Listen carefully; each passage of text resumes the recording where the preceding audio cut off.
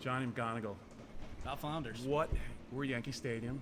We are. There's some Yankees paraphernalia all around us. Some balls. You're a Phillies fan, so relax. Yeah. Don't think about the 2009 World Series. That's for you, Joe Herman. Try to put it out of my mind. What a season by Penn State. This is in the history of the program. It's been since like the 1800s. There hasn't been a season any quirkier or more unpredictable than this one, and it played out again, yet again today with how this played out. Yeah, I mean, if you told me in August that we would be at the Pinstripe Bowl and Terry Smith would be lifting the trophy, I wouldn't have believed you. No one would believe you. The way that this season went from start to finish, very weird, very bizarre, up and down, topsy-turvy. But Penn State comes out with a win. They finished with 4 straight wins in the season, going into the Matt Campbell era, going into an offseason that promises to be very eventful, a 2026 offseason with the portal opening in just a few days. A lot of the players on the roster going into the year did not play in this game, whether it's opt-outs already declaring their portal intentions. A lot of the guys who were on the field going to the next level, going. Like, there's a lot up in the air. Ethan Grunkmeyer, up in the air. Quentin Martin, who had a big day, up in the air. We know Denai Dennis Sutton is going to the NFL draft, a couple of the standouts from today's game, but it was an interesting one. Penn State comes out on top, though, 22-10. Yeah, on my bingo card, I can honestly say I didn't have Ethan Grunkmeyer outplaying badly Cade Klubnik in this game. Cade Klubnik was a guy at the beginning of the year a lot of people were very high on. I didn't have Quentin Martin going for 101, doing it easy after not carrying once in the regular season after Katron Allen kind of bounced out. And, just the job that – and Trevor Pena going for 100 yards and a 73-yard catch and run. Right, yeah. But I just think all the things I think that I've seen what Terry Smith has been able to do when he took over a dire situation, had to play at Iowa, at Ohio State, and they almost beat Indiana.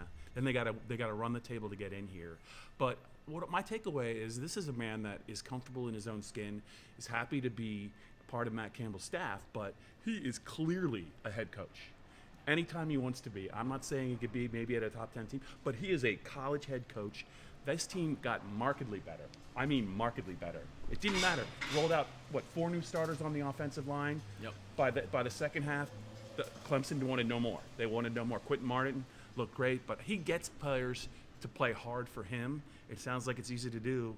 A lot of coaches can't do it, but I just couldn't be more impressed with him, and I'm really glad that Denai opted in instead of opting out, because I think that what he did today and also what it's going to mean to him in terms of the NFL evaluations, I just think he made a lot of money today. He did. This was the decision that Denai said was not a decision for him. He said it was a no-brainer. He said he couldn't comprehend not playing. And coming out today, having 2 sacks, passing Matt Millen and Abdul Carter on Penn State's. He smiled when he found out about Carter. Yeah, he did. They obviously have a friendship. And that was one where he moves up on the Penn State all-time sacks list. And, Bob, it wouldn't be a post-game video without equipment carts rolling by. We're used to this in Big Ten country, not used to it at Yankee Stadium. But, phenomenal performance by Denai Dennis Sutton, a player who over his 4 years. Yeah. I mean, when you look back on it in recent Penn State memory, he's one of the best edge rushers they've had. And he went out that way.